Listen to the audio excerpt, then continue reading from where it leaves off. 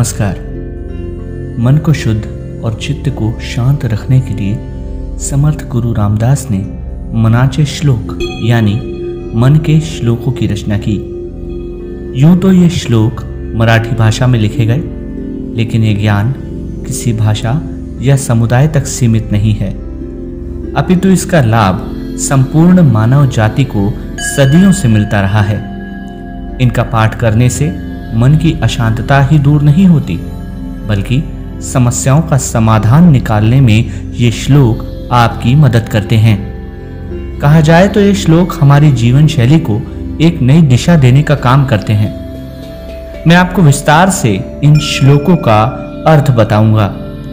यकीन मानिए दोस्तों, ये श्लोक सुनकर और समझकर आप में एक नई ऊर्जा का संचार होगा।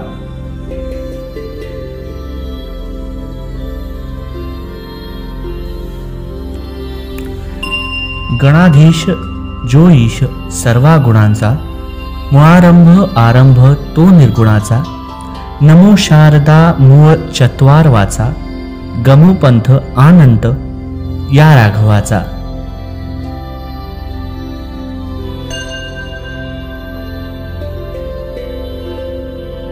इसका शाब्दिक अर्थ है दोस्तों कि इंद्रियों के स्वामी, सभी गुणों के आश्रय स्थान, निर्गुण के आदि कारण भगवान श्री गणेश और चारों वाणियों की अधिष्ठात्री देवी मां शारदे को मैं प्रणाम करता हूं और ईश्वर के अनंत मार्ग पर आपको ले चलता हूं।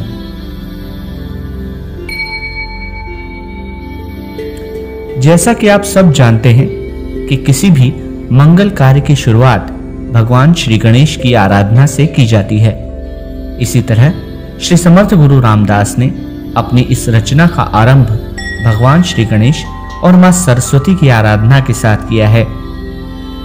हम कई तरह से परमात्मा का अनुभव प्राप्त करते हैं।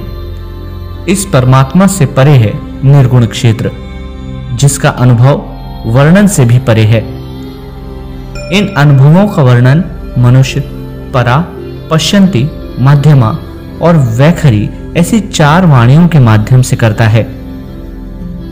कहते हैं कि मां शारदा ही मानवीय क्रियाकलापों की जननी कही जाती हैं। मां शारदा की उंगली पकड़कर मनुष्य इस अर्थमय जगत में प्रवेश करता है और मां शारदा की ही प्रेरणा के माध्यम से निर्गुण की पहचान कर सकता है।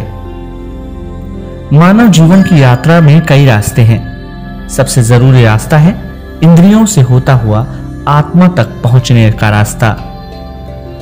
यहीं पर समर्थ गुरु रामदास स्वामी अपने अनुभवों के आधार पर अपने अंतरात्मा तक पहुंचने का मार्ग बताते हैं।